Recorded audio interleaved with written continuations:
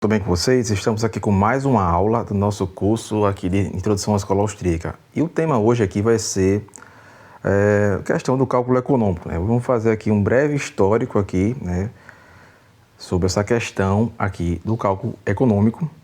E hoje eu não pretendo fazer o histórico todo, né? Eu peguei alguns tópicos que eu achei mais relevantes aqui, assim, pelo menos para iniciantes aqui, do livro História do Debate do Cálculo Econômico Socialista, do Fábio Barbieri, né? Poderíamos, em outras oportunidades aí, né, fazer uma série, né?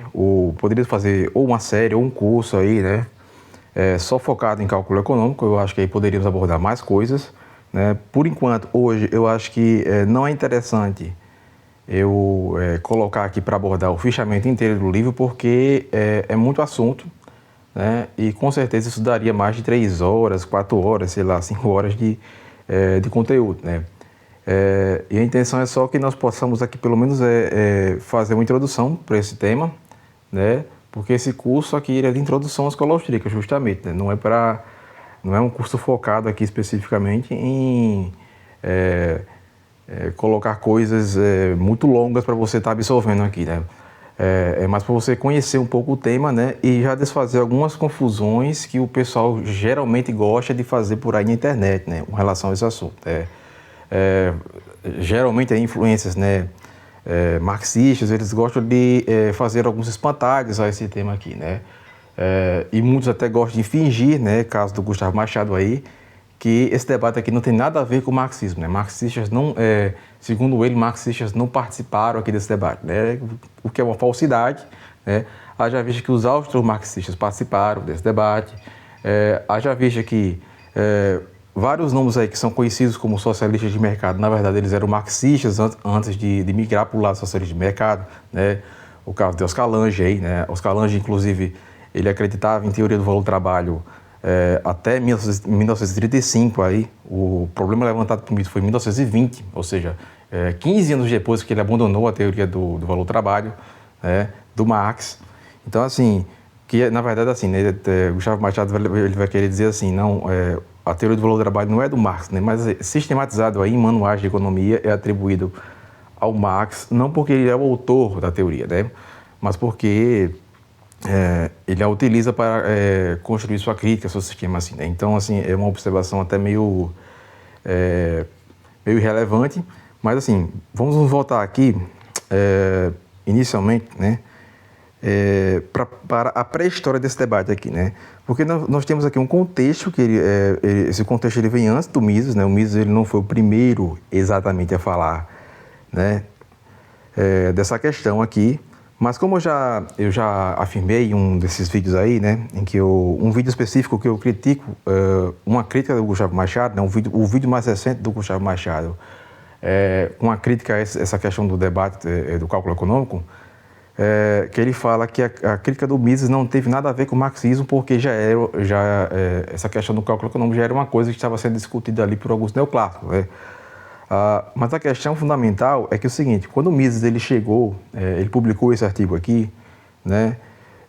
Esse artigo ele foi considerado um marco, né? Digamos assim, embora que já houvesse autores antes falando sobre esse assunto, esse artigo aqui ele foi considerado um marco nessa discussão, e uma das coisas que mais se destaca nesse artigo é o ataque, né, muito mais explícito aí que ele faz especificamente ao marxismo, que outros autores não fizeram, né, ou muitos até não fizeram de uma forma tão dura assim. Então, é importante nós entendermos aqui o contexto histórico, né, para não distorcer o Mises, até porque, no caso do Gustavo Machado, ele acredita que o que o Mises estava fazendo ali, na verdade, era originalmente uma crítica a algumas propostas neoclássicas, e não é bem isso, né? É uma crítica, assim, muito direta ao marxismo, tanto que ele até utiliza, né, um linguajar carregado de termos marxistas aí também, como anarquia de produção também, e outros termos aí. Enfim, então, qual que é a ideia que é atacada aqui pelo Mises, né? A questão do problema da alocação, que o marxismo ele não tinha oferecido ali digamos, uma solução ou nem sequer abordado direito essa questão antes, né? E o que acontece? Nós vamos ter, e aí sim, né? Temos aqui uma questão que vai surgir entre os neoclássicos aqui, né? E os austríacos em comum, que é a questão do argumento da similitude formal, né? Eles vão concluir através desse argumento aqui, né? Cada um vai formular a sua maneira, né? Os austríacos, né? Barbieri costuma dizer, né, que os austríacos formularam isso aí em prosa, né? E os neoclássicos formularam em matemática. Mas a conclusão deles vão chegar é que o problema da escassez existe em toda a sociedade, porque uma coisa em comum que eles chegam a concluir ali, né? Embora que eles vão ter outras divergências quanto a isso, mas uma coisa em comum que eles chegaram a concluir é que certas categorias, né, que os marxistas acreditavam, né, que eram apenas categorias históricas do capitalismo, né, categorias específicas que você não poderia, digamos, generalizar para outras sociedades, aí, por exemplo, como valor, preço, juros, etc., né? Essas categorias, os marxistas acreditavam que eram categorias históricas muito específicas e que elas não existiriam exatamente em qualquer tipo de sociedade, né? Só que, através desse argumento da similitude formal, né, e assim, tem várias versões desse argumento aqui, tem algumas até que compreendem, né, existe todo um cálculo matemático para provar isso aí também, né? Então, assim, não é uma coisa que você vai apenas, se você quiser, se você for marxista e quiser refutar esse argumento, não é uma coisa que você vai refutar puramente com retórica, ok? Ou puramente usando conceitos marxistas, você não vai refutar esse argumento tão fácil assim, né?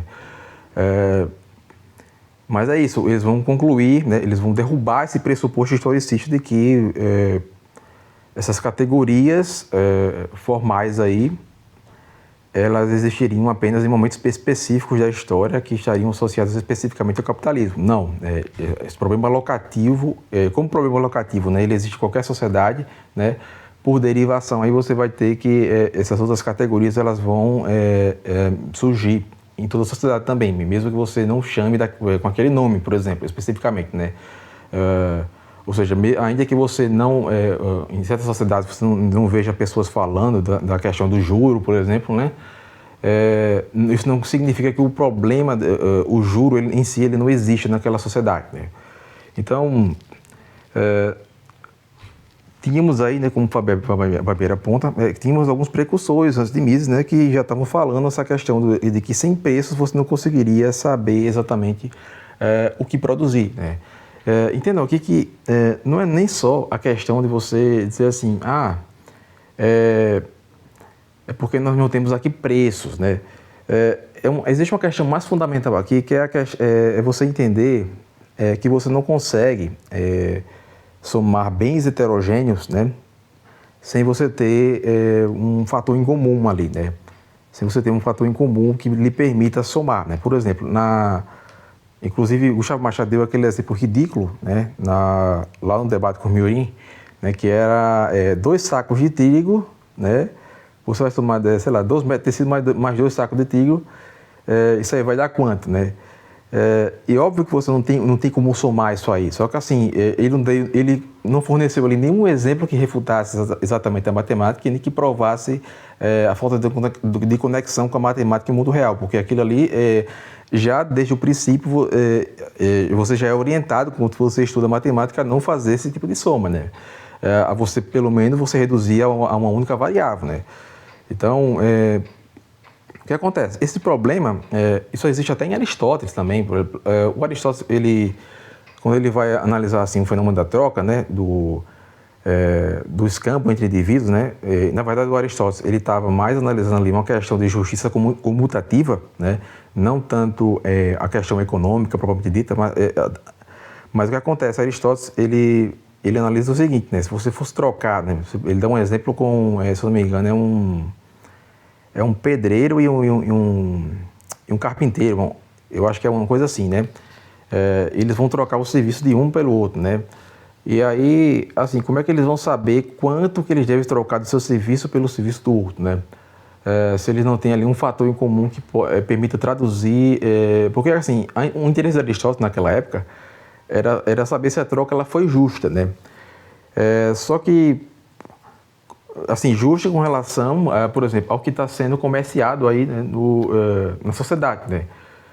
Ou seja, ao que está sendo trocado na sociedade. Será que você foi tapeado, né? Será que você trocou o seu serviço uma quantidade que em outros lugares as pessoas aceitariam por muito menos ou por muito mais, né?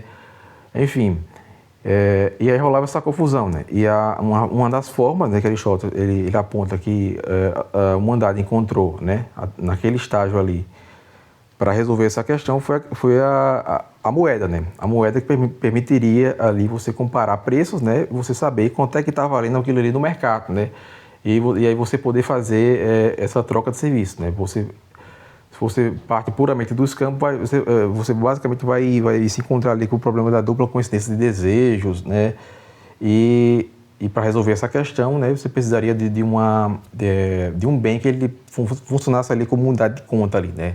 E que tivesse, obviamente, né, aquelas características clássicas da moeda, né, como a fungibilidade, enfim, e outras questões aí, né?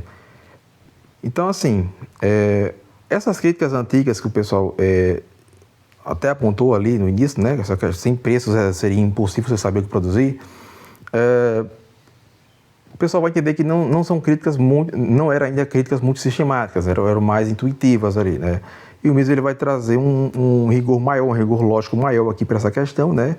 Por isso que ele também vai ter um alto impacto teórico aqui, né? Eu vou lembrar que houve meio que uma interação entre ele, Max Weber, né, e outros autores aqui, né, como Brudsky e etc, né? Aqui no tópico 2, eu acho que é interessante nós observarmos aqui, fazemos aqui um contraste entre a economia clássica e a economia neoclássica, né?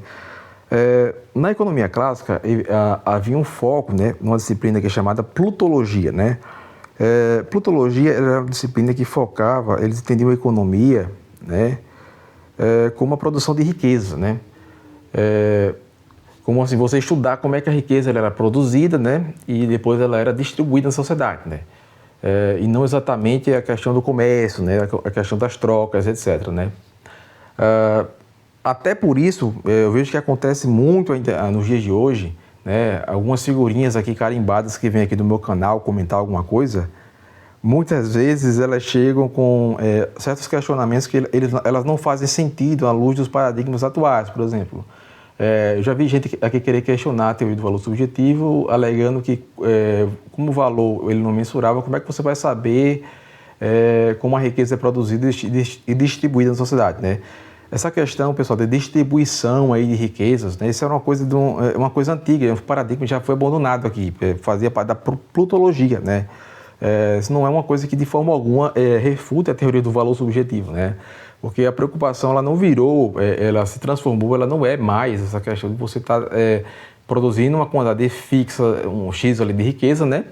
E aí você vai só distribuir depois, né? Não, não é isso. O que acontece, né? E até porque, assim, essa questão da plutologia, ela já pressupõe ali, né, a teoria do valor do trabalho, né, que já era comum outros autores aí, como Adam Smith, David Ricardo e etc, né? Então, a questão dos preços aqui para essa teoria é uma coisa secundária, né? Os preços, eles acreditavam que isso aí ajustava, você ia ajustando o preço a curto prazo aí, né? Então, já nós entendemos por que o marxismo não achava que o problema locativo ele fosse tão sério assim, né?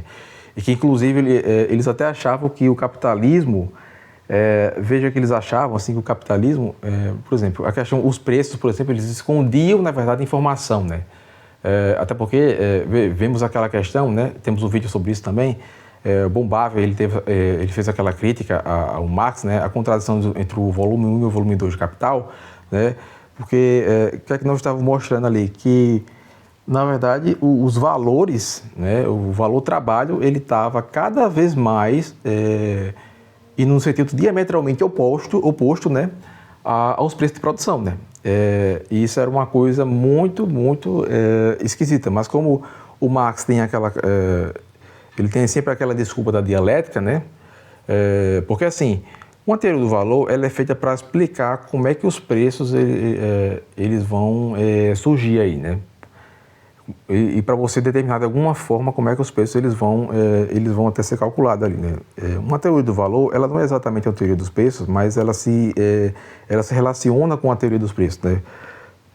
E aí, se você tem uma teoria do valor em que o valor se afasta cada vez mais dos preços de produção e não tem uma lógica exatamente em que você possa aferir, né, os preços a partir do valor ou o valor, né, a partir dos preços, na verdade, assim, o Marx, ele até, no sistema marxiano, você conseguiria, né, até inferir o valor a partir dos preços de mercado, né? Mas o problema é que o pessoal teve um problema muito grande aí de tentar conseguir aferir o valor, né, a priori, né, ex ante, né, sem você ter os preços de mercado, né? Você conseguir aferir valor do trabalho a partir disso, né? Você conseguir calcular, por exemplo, o tempo de trabalho socialmente necessário, né? O que é socialmente necessário, né? Você tinha uma noção do que era isso através dos preços de mercado aí, né? Sem os preços de mercado você não conseguiria verificar isso daí, né? Então, basicamente, os marxistas eles precisavam dos preços de mercado para isso, né? Então, até quando na União Soviética começou essa questão, né, teve algumas propostas aí de você... O Marx, lá no Manifesto Comunista, né, salvo engano, ele tem algumas propostas que ele faz, né? Você tem também a crítica ao programa de Gotha, outros escritos aí, né, que se propõe vales ali, vales, né? Você vai substituir o dinheiro por vales, né? Ou cupons ali que o pessoal vai utilizar, né? E eles representariam ali, né, mais ou menos aí o tempo de trabalho socialmente necessário, né? Só que isso aí não foi para frente por muito tempo, né? Deu errado isso aí, não foi muito prático, porque justamente uma das coisas mais difíceis de ser feita é você fazer esse cálculo aí sem você ter que recorrer aos preços de produção, né? Lembrando que os marxistas eles ficavam copiando o preço do capitalismo ali, né? Para poder tentar, assim, a União Soviética, né? Ela tentou copiar, ela copiou os preços do capitalismo para poder mais ou menos entender, né, o que é que eles deviam poupar, o que é que eles deviam, enfim, como eles fariam esse problema essa resolução do problema de alocação no país deles, né? Enfim, e aí o que acontece? Com a Revolução Marginalista, né, voltando aqui para essa questão da contraposição, né, entre uma economia clássica e não clássica, com a Revolução Marginalista, né, vai nascer a economia neoclássica e austríaca aqui, né? Mas nasce a economia neoclássica, eles vão ter um pressuposto aqui em comum, né? Primeiro que o foco aqui vai mudar para catalaxia, né? Que isso vai ser a ciência das trocas aqui, né? Lembrando que o marxista gosta muito de criticar esse negócio das trocas, sabe? Porque a troca ela não é verdadeiramente livre, alguma coisa assim, né? Eles tentam fazer uma crítica mais no plano metafísico aqui, porque o que importa aqui não é exatamente se essa troca ela é livre ou se, por exemplo, se quando um empresário está trocando, sei lá, um salário que ele vai pagar para o seu empregado, né, pela força de trabalho que aquele empregado ele pode fornecer, se aquela troca ela é realmente livre ou se não está acontecendo ali uma chantagem, né, a questão da teoria da exploração, que depois eles vão querer aprofundar com a questão da mais-valia, né, para você explicar o mecanismo por trás. Mas o que acontece? Independente disso, né, está ocorrendo ali uma troca, né? Se você acha que essa troca, no plano metafísico especificamente, né, ela é uma troca livre ou não, isso é o de menos. A questão é que isso não vai mudar a lógica aqui das trocas, né? Então, uma outra questão, né, que eles vão focar aqui, os neoclássicos e os austríacos, né? A questão da escassez das escolhas racionais, né? Tanto é que o Mises ele vai seguir com essa questão da praxeologia por conta disso, né? Porque essa questão das escolhas racionais aqui, o Mises, naquela época, quando ele surgiu com a praxeologia, aquilo não foi exatamente uma novidade tão grande em relação ao que grandes economistas da época já estavam fazendo. Inclusive, economistas até anteriores aos neoclássicos, por exemplo, o John Stuart Mill aí, né? A praxeologia tem influências de John Stuart Mill, né? Tem influências do Menja aí também, né? Enfim, porque havia esse costume naquela época, você fazer economia de maneira, certos pontos da economia, você ter você fazer as coisas de forma puramente dedutiva, né? Você tem teoremas econômicos, leis econômicas que você conseguiu derivar ali puramente por dedução, né? E aí, o que acontece, né? A questão do valor, o valor ele passa a guiar a produção aqui, né? E não exatamente o trabalho, né? Porque o valor antes ele estava associado à questão do trabalho, né? Você não poderia falar em valor sem falar de trabalho, mas aqui você consegue falar de valor sem necessariamente você falar do trabalho associado, porque o que está sendo considerado aqui, né? Isso você confere aí também. Se você pegar Calmeia, por exemplo, na teoria da imputação objetiva, né? O que vai importar é o valor que está se dando ao produto final, né? Aos bens de primeira ordem ali, né?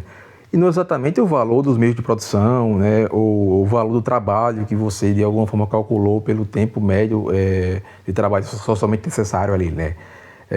Não exatamente isso, né? Você teria que analisar o quanto é que aquilo está sendo valorizado pelos consumidores, e aí você vai, né? Você vai entender exatamente, né? O que é que está guiando de fato aquela produção ali, o que é que vai guiar de fato a produção, né? Não vai ser exatamente o trabalho, né? Porque assim, existe toda uma compreensão aqui que ela é aristotélica, é teleológica, né? Considera o ponto da causa final, né? A causalidade final, né? Embora que Marx ele tivesse alguns insights teleológicos, por exemplo, essa questão da história, né? Por exemplo, nesse aspecto aqui ele não tinha, ele compreendia isso aqui muito mais cronologicamente, né? Por isso que ele não se entendia tanto a importância, né, do quanto o produto final ele seria valorizado de fato pelo consumidor, né? Ele considerava muito mais o trabalho que estava por trás daquilo ali, né? E ele considerava um pouco menos se aquele trabalho realmente corresponderia, né, ao que as pessoas efetivamente comprariam no mercado, né? Então, outra questão é o preço, né? O preço vai se tornar uma ferramenta essencial aqui, né? Um foco maior aqui, né? No preço, né? E uma consequência disso aí vai ser que o Mises vai ganhar uma base aqui para atacar os socialistas, né? Porque o que acontece, né? Na formulação clássica aqui do Mises, né? Sabemos que ele dizia que sem propriedade privada você não tem mercado, né? E sem mercado você não tem preço de mercado, né?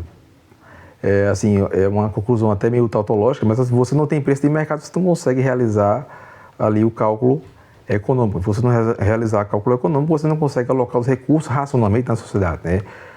Os marxistas, ou melhor, os socialistas de mercado, eles discordam, né, da primeira implicação, né, de que com a socialização, né, de toda a propriedade privada dos meios de produção, você necessariamente aboliria o mercado. Os socialistas de mercado acham que não, né? Que isso não implicaria exatamente uma abolição ali do mercado, né? Ou pelo menos uma abolição ali do sistema de preços também, né? Já os marxistas, eles concordam com essa primeira implicação, né? Na verdade, esse era o objetivo deles, né? Ou seja, o objetivo dos marxistas era acabar com as categorias, né, que eles acreditavam que eram categorias históricas e próprias do capitalismo ali, né? Por isso que essas figuras aí, como Gustavo Machado, ele acha, por exemplo, que os austríacos, os neoclássicos, eles não sabiam, né, que os marxistas, que no socialismo marxista, né, idealmente ali não haveria preços como os preços de mercado, né, não haveria categorias como valor, juros, etc., né. Ele acredita que o pessoal não sabia disso, né, o que é uma coisa, assim, hilário, porque, na verdade, o pessoal sabia amplamente disso aí na época, né? O Mises comenta isso, todos os autores comentam sobre isso, né? A questão é que eles discordam disso aí e eles fazem uma refutação sistemática a essa noção historicista, né? A partir do argumento da similitude formal, né? Então, como já falamos aqui, o marxismo foi o alvo público aqui do Mises, né? Porque, primeiro que eles têm alguns problemas aqui dos marxistas, né? Que eles ignoram, né? Muitos ignoram até hoje, inclusive, né? Eles ignoravam até, inclusive, os mecanismos aqui do socialismo, porque eles criticavam o capitalismo, né? Criticar o capitalismo é fácil, porque é um sistema que já está dado aí, né?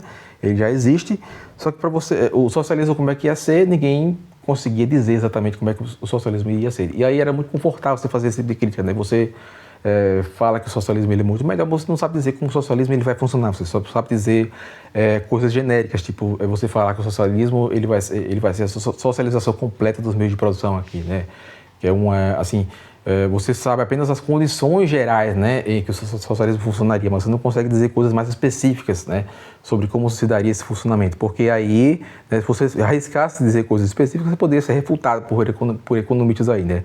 Mas, assim, nós percebemos aqui que até nessas condições gerais aí, né, como você propôs um sistema, né, que ele seria a socialização completa dos meios de produção, até nisso aí, o Mises ele conseguiu tirar o leite de pedra, né, e refutar o socialismo por essa via aí, né.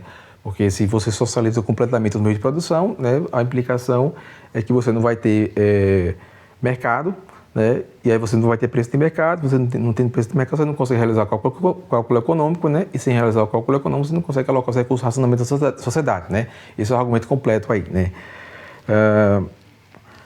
Mas aí, né, uma outra coisa, né, havia uma rejeição muito forte, né, assim, não é nem que eles não sabiam, ou eles assim, ignoraram que eles não sabiam explicar como seria o socialista, mas eles até se orgulhavam disso aí, né?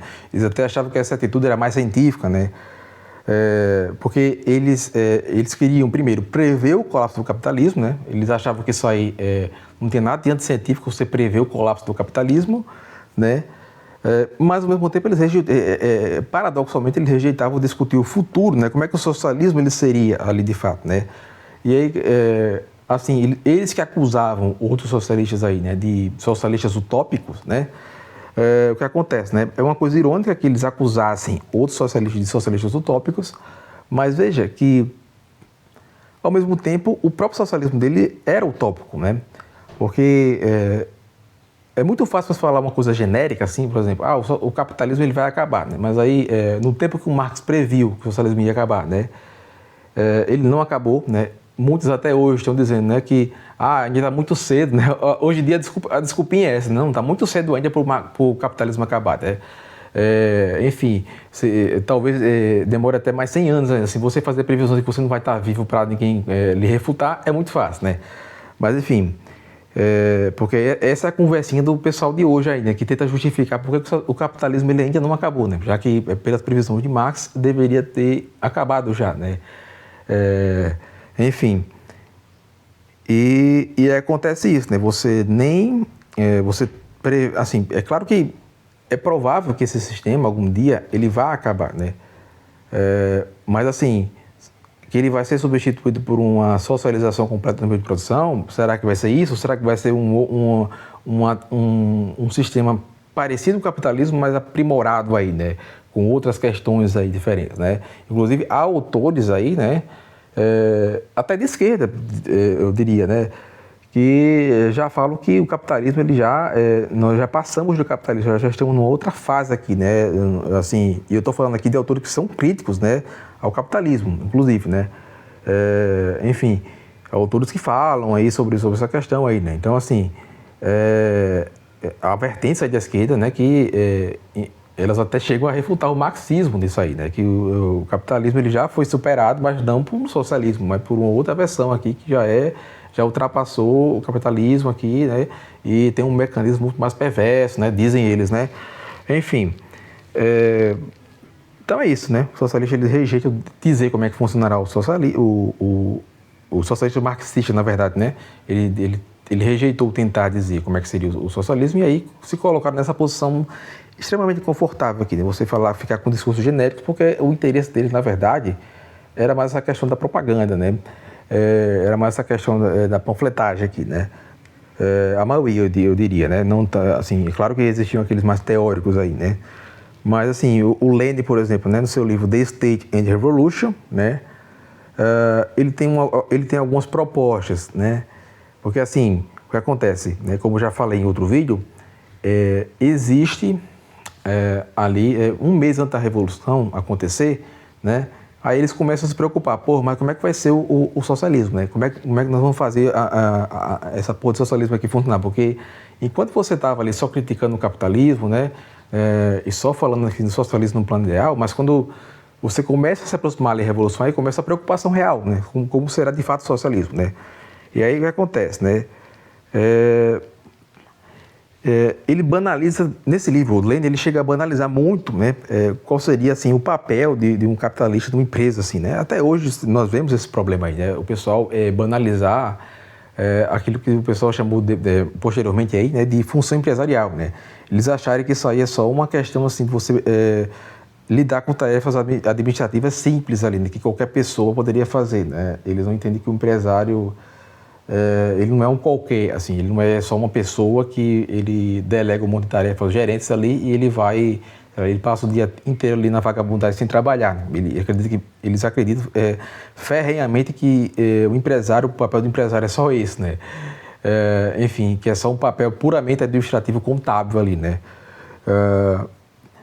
Então, com base nessas premissas, nesses pressupostos, né, do Lenin aí, vamos ter aí um fracasso inicial da NEP, né, que muitos marxistas aí na internet até hoje dizem que isso aí foi culpa do capitalismo, não foi culpa do socialismo, né, culpando, né, o capitalismo externo a ele pelos fracassos internos, né, até porque o que levou isso aqui também foi você investir numa economia de guerra pesada, né, em que você, obviamente, você vai ter gastos massivos, né, que depois vai vir a conta, né. E aí,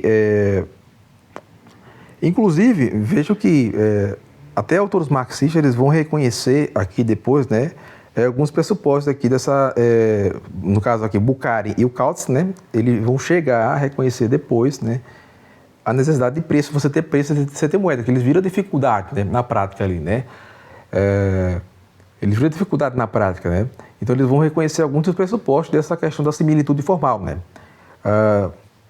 Vamos ter aqui, vamos para o quarto tópico, né, que é Otto Neurath, né, e o cálculo espécie, né. O Otto Neurath, eu acho que é Neurath que se pronuncia, né. Otto Neurath, né, ele é apresentado geralmente como um positivista lógico, né, mas ele também era um marxista, né. Inclusive ele dizia que o marxismo, né, é a verdadeira ciência social, né. Então ele tentava meio que fazer uma fusão entre positivismo e marxismo aí, né.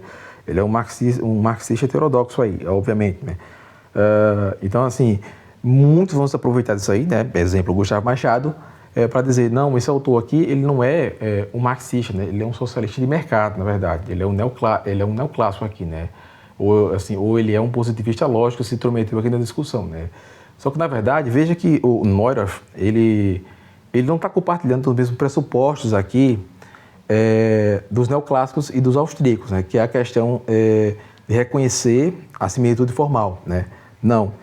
Ele não compartilha desse pressuposto, né, de que essas categorias históricas elas iam persistir no socialismo, né. Na verdade, o que acontece, né, o Neurath ele vai propor exatamente aquilo que um marxista ele iria tentar propor, né, que é um cálculo natural aqui, que é o chamado cálculo em espécie aqui, né, que não seria feito aí com preço de mercado, tá, e nem com base em moeda, né. Seria um cálculo ali, você tentaria extrair, né, tentaria calcular, né, a quantidade de trabalho, né, de tempo de trabalho socialmente necessário para inferir valor trabalho e você transformar isso aí em vales, né. Só que acontece aqui, né, a ideia dele, né, como está dizendo, é você planejar, um exemplo que eu coloquei aqui, né, 1.000 grãos, né, uma pessoa que produz 1.000 grãos, né, você transformaria isso um exemplo aqui só, né, pessoal, mas assim, depois que você já fizesse o cálculo, né, do tempo de trabalho, e você colocasse isso dentro de uma fórmula lá para calcular, né, você, idealmente você converteria isso aí, né, poderia, né, por exemplo, né, aqui é só um exemplo, ressalto novamente, você converteria 1.000 grãos em 45 unidades de trabalho, por exemplo, né? E aí você poderia transformar isso aí em vales, né? E esses vales eles seriam assim trocados entre as pessoas, né? Ou você poderia usar esses vales para você poder obter produtos que o governo ele estaria distribuindo nas fábricas ali, né? Mais ou menos, né? E na verdade assim mesmo com tudo isso aí, o pessoal não entende que isso aí ainda seria uma forma de moeda, porque o que é uma moeda, né? Praxeologicamente falando aqui, é um meio de troca indireto, né? Qualquer sociedade que existe uns meios de troca indireto vai ressurgir necessidades, algumas questões ali a priorísticas, né? você já tem algumas implicações ali apriorísticas relacionadas à moeda, né? Mas enfim, eu não vou aprofundar nisso aqui hoje, né?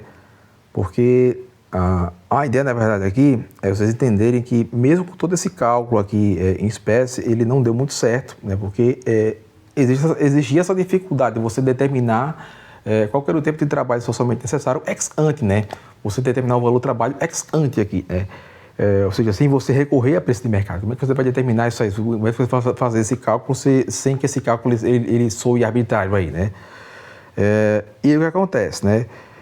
Também houve né, uma certa inspiração aqui pela questão da economia de guerra, né? Eu já vi gente falando assim, por exemplo, que não era necessário um cálculo econômico aos moldes capitalistas aqui, porque uma pessoa me deu um exemplo que você, se durante a guerra você fosse produzir uma bomba atômica, né? Isso era uma coisa que você não teria como calcular exatamente o preço disso aí, né? Porque seria uma necessidade de toda nação você ter pessoas ali unidas em prol do objetivo comum, né? Só que assim, Mises e Weber eles vão apontar o seguinte, cara, que na guerra você tem um objetivo só, cara. Só que aqui, assim, na paz você vai ter muitos objetivos, né? Na guerra o pessoal está unido em prol de um objetivo, assim, e mesmo na guerra, né? Vamos ser sinceros que mesmo na guerra você tinha os desertores aí, tem pessoas que não estavam exatamente alinhadas com os objetivos daquele estado, exatamente, né? Mas assim, no geral as pessoas estavam unidas em prol de um objetivo só, né? E na paz não, você vai ter vários objetivos, várias pessoas querendo coisas diferentes aqui, né? Por exemplo, de noite eu posso querer sair para ir para uma academia, ali outra pessoa pode querer sair para ir comer uma pizza ali, né? Outra pessoa pode querer, vai sair para trabalhar, sei lá, um vigia noturno, enfim, cada pessoa vai sair para atender para um interesse diferente, né? E cada um, você vai no comércio, por exemplo, você vai ter pessoas querendo coisas diferentes, embora que de forma genérica, talvez muitas pessoas estejam, por exemplo, numa feira em busca de comida, por exemplo, né? Comida de forma genérica, assim, né? Mas isso não especifica exatamente qual tipo de comida, enfim, de que tipo você vai querer, né? Que tipo, nem todo mundo come o mesmo tipo de alimento, por exemplo, né?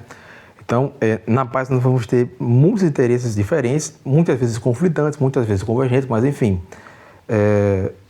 Outra questão é que, se você não tem também um sistema de valor, né, você não consegue comparar os custos e as importações aqui, né? E, na verdade, assim, né, uma coisa importante, né, falando em custo, né, uma outra questão que surge aqui é a questão do custo-oportunidade, né? É a questão... É importante nós entendermos aqui o conceito de custo-oportunidade, que ele surge aí, né, com esses autores da Revolução Marginalista, inclusive o Menger, né? O Menger, ele não exatamente empregou a expressão custo de oportunidade, ela vai ser empregada posteriormente por Wieser, né, que é um outro autor da escola austríaca aí, que foi também um dos grandes precursores, né, do argumento da similitude formal. Mas o Wieser, ele vai falar de custo de oportunidade posteriormente, se referindo a algo que o Menger ele já tinha falado. Então, assim, não é porque uma palavra ela não existe num autor especificamente, né, que aquele autor, né, ele não esteja usando aquele conceito, né. Então, no caso aqui do Menger, e no caso aqui do conceito de custo de oportunidade, que nós inclusive abordamos aqui esse conceito na nossa terceira aula, da microeconomia da escola austríaca, né, uma coisa importante aqui nós observamos na questão do cálculo econômico é essa necessidade alocativa aqui, né, de você lidar com a escassez, estava intimamente relacionada a você saber lidar com essa questão dos usos alternativos de recursos escassos, né? Você saber avaliar, né, por meio dos preços, né, quais os usos melhores e quais os usos piores de recursos escassos, né? E sem você eliminando essa questão dos preços na sociedade, você basicamente as pessoas ficariam cegas para fazer essa alocação aí, né? Para entender, né, qual que vai ser o uso melhor ou pior de determinado recurso aqui, né? Então, assim, a conclusão aqui, né, que o Pababer chega aqui no livro, né, e que os autores, né, eles chegam, né, como um todo Dessa conclusão é que o cálculo em espécie ele vai ser inviável para uma sociedade complexa, né? Embora até ele possa ser viável, por exemplo, uma sociedade simples, por exemplo, você tem um sítiozinho, né, uma horta, né, que é autossuficiente ali, né, você plantou algumas coisas, né, e onde moram poucas pessoas ali, até que pode você tentar ali estabelecer uma espécie de cálculo in natura, né, um cálculo natural ali, mas você tem poucos produtos ali, né, sei lá, você tem poucas coisas para trocar também, por exemplo, você não precisa, inclusive você não precisa nem de uma moeda, você poderia apenas adotar o escampo, né? Sei lá, você tem um sítiozinho no meio do nada, que ele seja autossuficiente, até isso até poderia funcionar, mas você entra numa sociedade complexa, né? Onde você tem uma divisão de trabalho, né? Uma divisão intelectual de trabalho, inclusive aqui, né? Isso vai ser diferente também, né? Você não vai se aplicar aqui, né? Você não vai resolver o problema das pessoas aqui, né? Então, normalmente falando aqui vamos detalhar um pouquinho mais essa questão do argumento da similitude formal, né? Nós já falamos aqui, a conclusão geral desse argumento é que o problema da escassez, ele permaneceria do socialismo, né? Só que assim, por que o problema da escassez ele permaneceria do socialismo, né? Já falamos que essas categorias, como juros, por exemplo, né? Juros ou valor, elas continuariam existindo, né? Você não elimina, por exemplo, os juros só porque você mudou o tipo de sociedade, né? Um argumento que eu gosto muito sobre isso aqui é o do Bombavé, por exemplo, né? O Bombavé, ele diz, né, que mesmo que você, sei lá, você considerasse como pecado, como usura, né? Você tem algumas figuras aí, por exemplo, Murilo Rezende, né? Que ele gosta muito de fazer esse bicho-papão dos juros, né? E quase que taxar quase tudo de como fosse usura aí, né? Consequentemente, né, demonizando aí todos os bancos modernos aí, né? Toda a função de banqueiro. E obviamente que assim, existe uma crítica também da escola austríaca aqui aos banqueiros, ok? Isso é uma coisa bem evidente, mas assim, ela não é essa crítica, eu acho que é uma crítica muito mais bem fundamentada, né, mais coerente, né?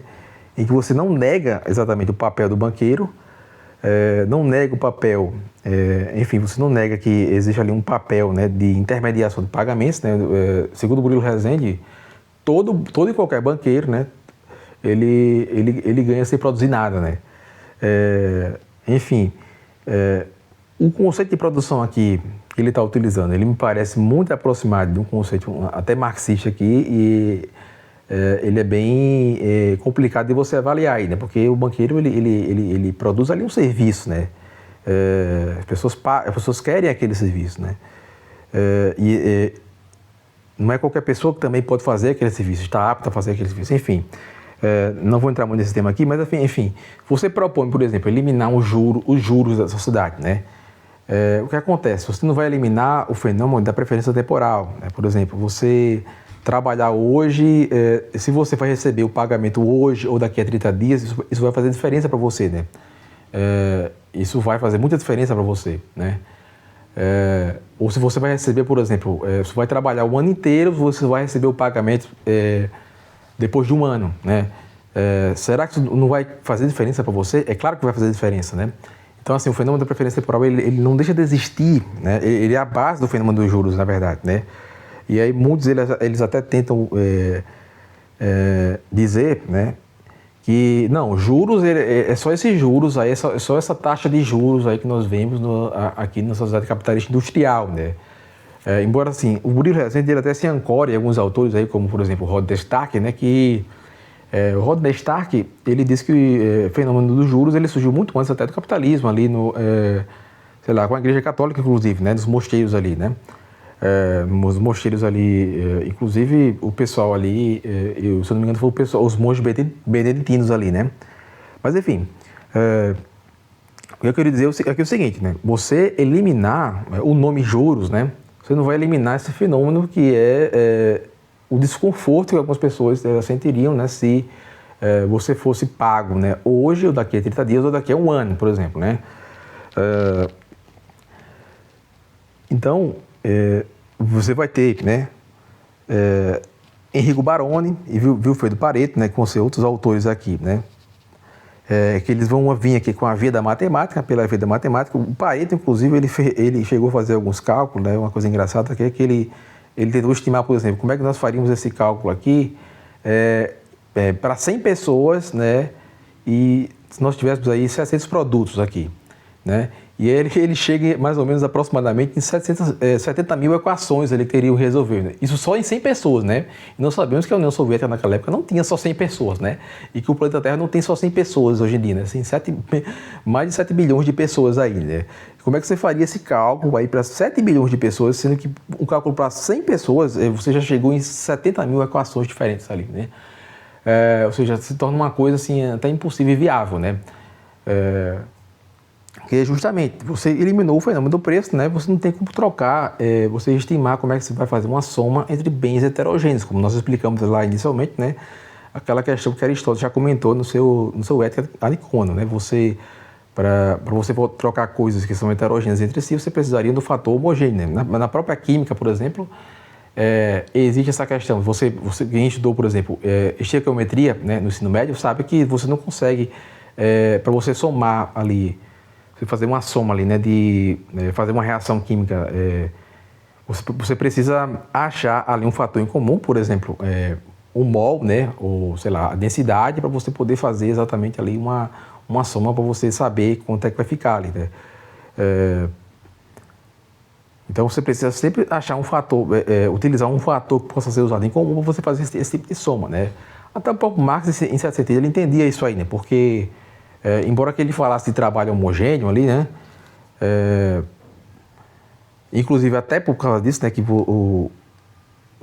como o trabalho ele não é homogêneo, né, não só os produtos, né, não só os bens, né, eles não são homogêneos, como também o trabalho em si, ele também não é homogêneo, né, a ideia do trabalho homogêneo, ela não é verdadeira, né, alguns marxistas, né, mais heterodoxos aí, como o Gustavo Machado interpreta que, na verdade, Marx ele estava se referindo a algo que era o raciocínio do capitalismo, né, e não o raciocínio do próprio Marx, né, o que eu acho muito, o que eu duvido muito que seja, porque, inclusive, os economistas que são considerados aqui, né, como economia burguesa, eles não raciocinavam dessa forma, né, eles entendiam que você não poderia somar nem bens, nem trabalho heterogêneo, né, enfim, e o que acontece aqui, né, como já falei aqui, né,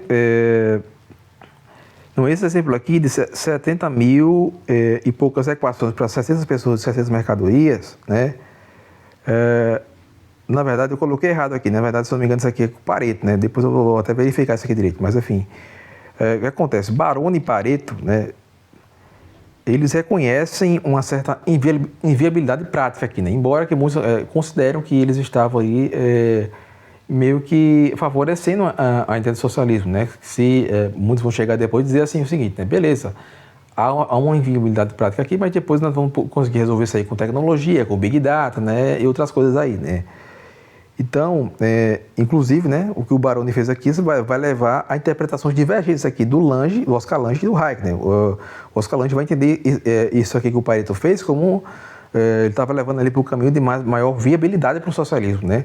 Enquanto que o Hayek, ele estava entendendo que havia ali uma impossibilidade de fato, né? Prática, né? Então, houve uma ambiguidade teórica, até porque o Baroni, ele é tido como uma pessoa que ele era altamente positivista e rejeitava bastante metafísica, né? E ele não teve muita atenção aos termos de equação, de modo que ele gerou essa ambiguidade aqui, né? Como o fundamento epistemológico dele era fraco, né? Ele não entendeu exatamente o que é que ele estava fazendo, né? Na verdade, assim, tanto o Pareto como o Baroni, né, o Barbieri aponta, né, que eles, apesar de eles estarem tentando propor isso daí, o que é que acontecia, né?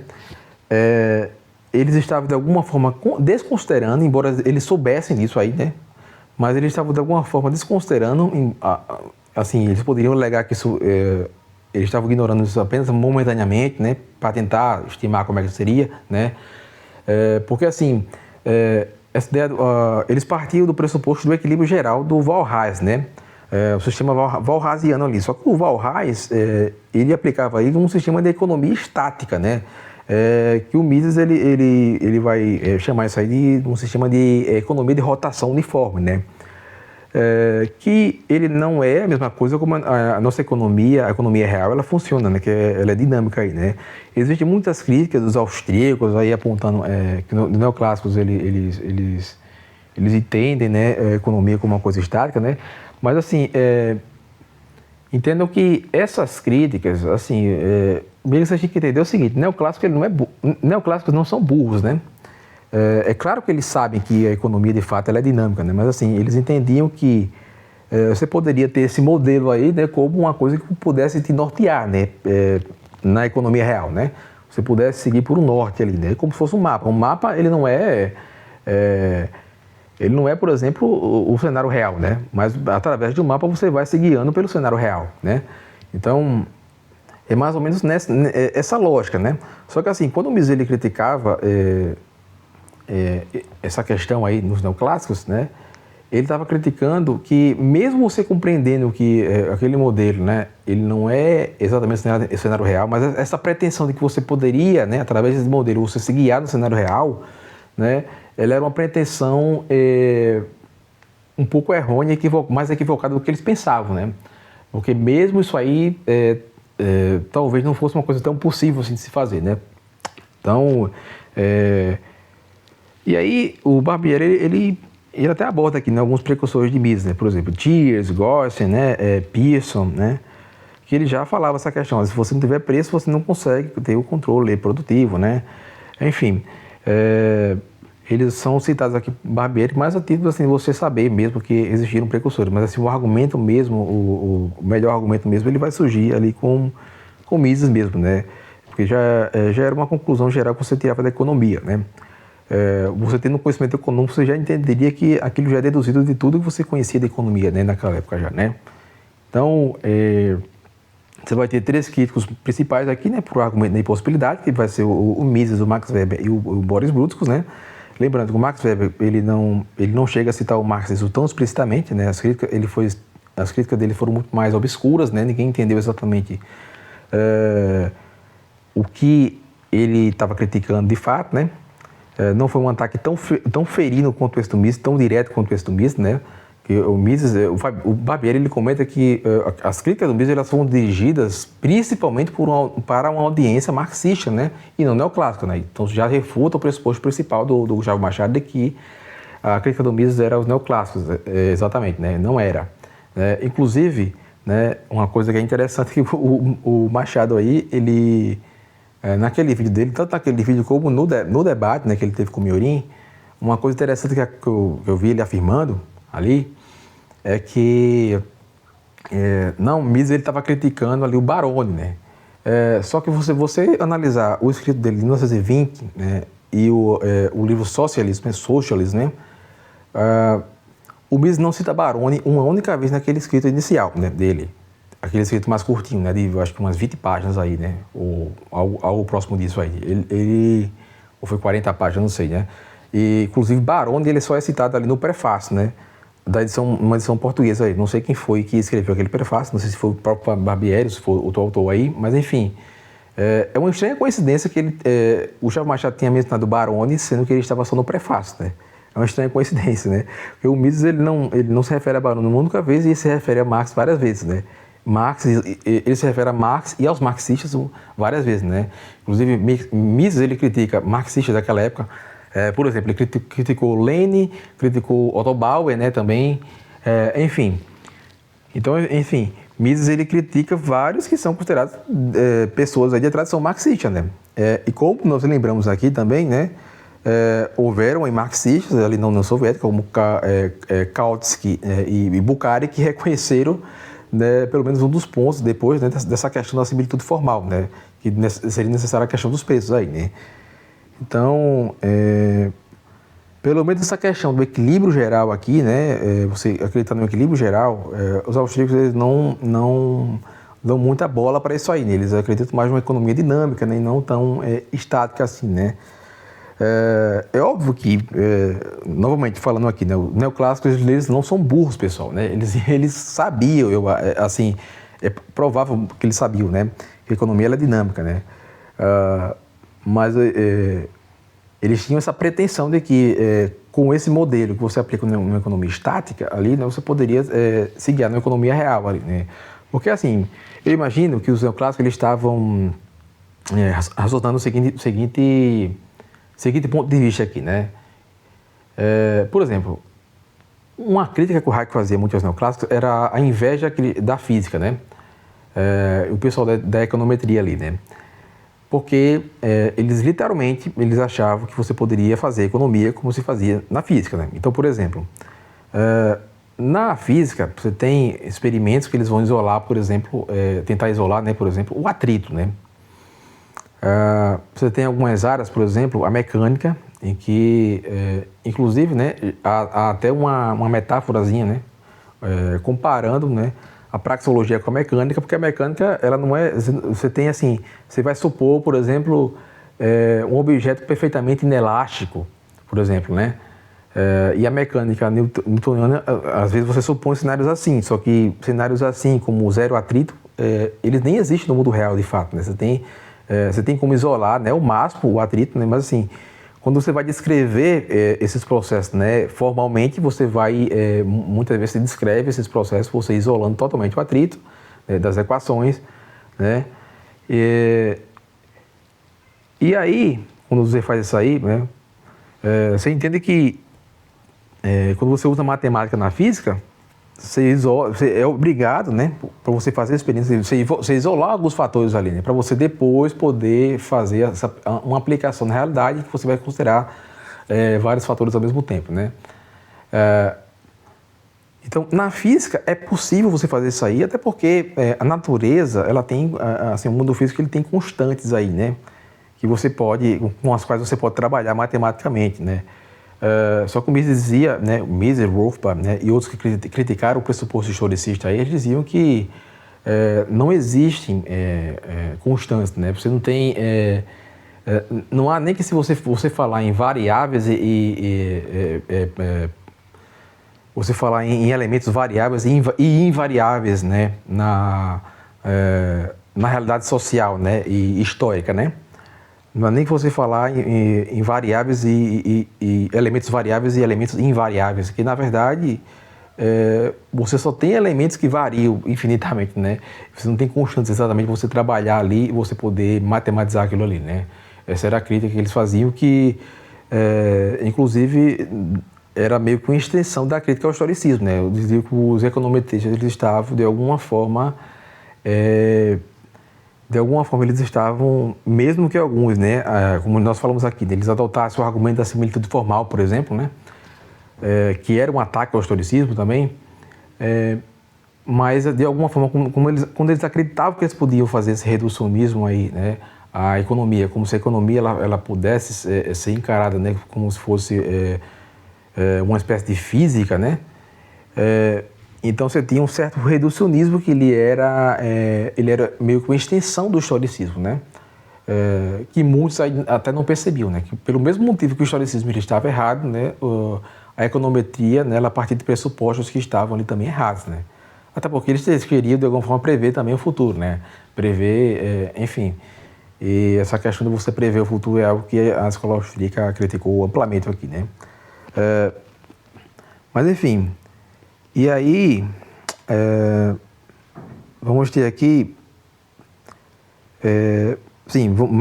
oitavo tópico aqui, né, Max Weber e o cálculo em espécie, né, a obra dele chamada Economia e Sociedade, né. Ele vai ter aqui uma conclusão que ela é semelhante à de Mises, né, ele vai também refutar a questão do cálculo em espécie aqui, né, porque, novamente, essa questão da diversidade de bens, né, você somar bens heterogêneos é complicado, né? Bens heterogêneos e trabalho heterogêneo também, né? É complicado, porque não existe esse negócio de trabalho homogêneo, né? E que o cálculo monetário, né, ainda que imperfeito, né? Ou seja, ninguém está dizendo que o cálculo no capitalismo, pessoal, ele é perfeito, o que ele revela todas as informações com exatidão, né? Já viu pessoas aqui no canal com esse questionamento aí, né? Não, quem disse que o cálculo monetário ele pode revelar tudo de forma exata, né? Vocês estão ignorando a questão do fetichismo dos preços aí, né? Ou seja, o fetichismo da moeda, enfim. Já vi o marxista aqui no canal falando sobre isso aí, né? Só que assim, o Mises ele não considerava que, enfim, que os preços eles revelavam tudo de forma exata, né? E nem que todos os bens e todos os serviços da sociedade eles poderiam ser reduzidos, eles poderiam ser precificados. Por exemplo, tem um trecho lá no finalzinho do livro Marxismo Desmascarado, que o Mises ele fala, por exemplo, serviços como um serviço de segurança pública, por exemplo, a polícia, ele é um serviço que ele não pode ser precificado, por exemplo, né? Que ele é um serviço que ele não é bem assim um serviço de mercado, exatamente, né? É claro que assim muitos, até ANCAPs aí podem compreender isso aí como uma crítica, assim como uma visão estatística do Mises, ainda, né? Porque o Mises ele ainda era um minarquista, né? Eu como misesiano, né? Eu me identifico bastante com a visão minarquista do Mises, embora que eu já tenha algumas divergências. Por exemplo, eu não acho que o Estado, por exemplo, ele é exatamente necessário, né? Eu acho apenas que assim, o fato dele existir não necessariamente implica uma violação ética, né? Nem tudo que é estatal exatamente é uma violação ética. Enfim, então, voltando aqui, né, para a questão, né? Não é que o cálculo monetário do capitalismo, né, ele seja perfeito, mas assim, o pressuposto do qual os socialistas eles partiam era o seguinte, né? Você, quando implantasse o socialismo, né, aquilo que o cálculo monetário ele escondia, aquilo seria revelado, seria tudo transparente, né? Que foi o contrário que aconteceu, né? Na verdade, isso causou uma distorção, essa distorção dos preços causou uma distorção tão grande de informação, né, que você teve vários problemas alocativos aí, né? Enfim, você escondeu muito mais informação do que se esconderia, né? Numa sociedade capitalista, por exemplo, né? O socialismo ele escondeu muita informação, né? Exatamente porque você acaba com o fenômeno dos preços. Na verdade, eles não exatamente acabaram, não deu para fazer isso aí. Historicamente, isso aí foi mais utopia, ok? Tanto que, veja, o Lenin já nos primeiros anos ele já teve que abrir a primeira NEP, né? O que foi a primeira NEP, pessoal? A primeira NEP, você teve uma abertura ali para iniciativa privada de novo, né? Você teve pequenos comerciantes ali, né? Que, né, eu já até falei isso para o marxista, mas ele vai dizer que o pequeno comerciante ainda é um proletário, né? Ele não é da burguesia, né? Da alta burguesia. Na verdade, vamos aproveitar para refutar essa falácia aqui, né? Que o pequeno comerciante, ele na verdade era a pequena burguesia, né? E o que é que o Marx descreve ali no Manifesto Comunista? Na verdade, a pequena burguesia, ela não faz parte da classe proletária, ok? Ela não faz parte da classe proletária ali, né? A pequena burguesia ainda, embora que ela não seja a alta burguesia, né? A pequena burguesia ainda inclusive Marx disse que a pequena burguesia ela é reacionária ainda, né? E que ela apenas, né, vai se aproximar da classe trabalhadora, né? Mas ainda não é da classe trabalhadora, mas assim, ela se torna revolucionária quando ela está se aproximando da classe trabalhadora, né? Enfim, ela está mais alinhada ali com os interesses da classe trabalhadora, ela se torna revolucionária. Mas, por princípio, né, se isso não ocorrer, né, a pequena burguesia ela é reacionária, né, segundo Marx aí, né, ele fala isso no Manifesto Comunista, né. Então, assim, pequenos comerciantes, não, porque assim, marxistas hoje em dia, quando você fala, por exemplo, né, mas e o dono de loja, por exemplo, né? Aí, geralmente na internet o pessoal vai falar o seguinte, né?